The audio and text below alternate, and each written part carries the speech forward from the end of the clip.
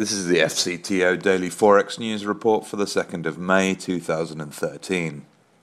Sentiments were somewhat weighed down by the dovish Federal Open Market Committee statement overnight, and the Dow dropped 138.85 points, while the S&P 500 dropped 14.87 points.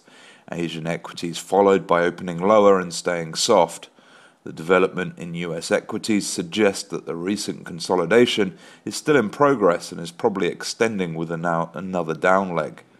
The Dow faced some selling pressure ahead of April's high of 14,887, while the S&P 500 edged to a record high earlier this week.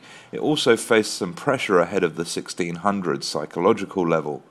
A focus will be on whether the Non Farm Payrolls from the US on Friday will trigger a deeper pullback in stocks and pressure commodity currencies.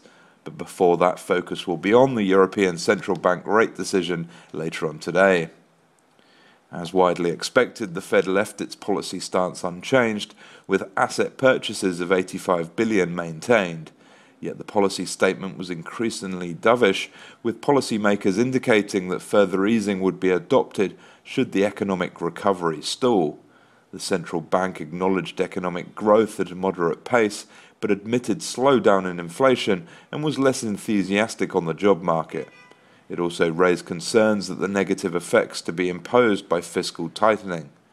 The May statement said that the committee is prepared to increase or reduce the pace of its purchases to maintain appropriate policy accommodation as the outlook for the labour market or inflation changes, signalling the Fed would still continue further easing if the momentum of economic recovery reduces. There has been increasing conviction that the European Central Bank will announce to cut interest rates at its Thursday meeting, thanks to the weakness in economic data.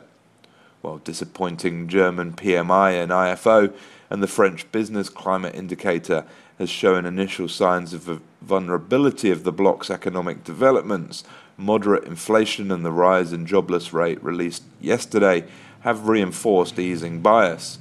On the rate cut, the deposit rate, currently at 0, is expected to stay unchanged. In the UK, the National Institute of Economic and Social Research raised 2013 economic projection to 0.9% growth, up from the prior 0.7% forecast back in February. 2014 and 2015 growth is projected to be 1.5% and 2.1% respectively, unchanged from prior projections. They said that the growth rates we're talking about are nowhere near what you'd describe as a recovery, and it urged the government to boost capital spending with a package of around 2% of GDP to help recovery. On the data front, the Aussie was pressured as building approvals dropped sharply by 5.5% month-on-month in March, far below expectations of a 1.3% rise. Australian import price index was flat quarter-on-quarter in Q1 versus expectation of a 0.5% drop. In China, the HSBC manufacturing PMI dropped to 50.4 in April.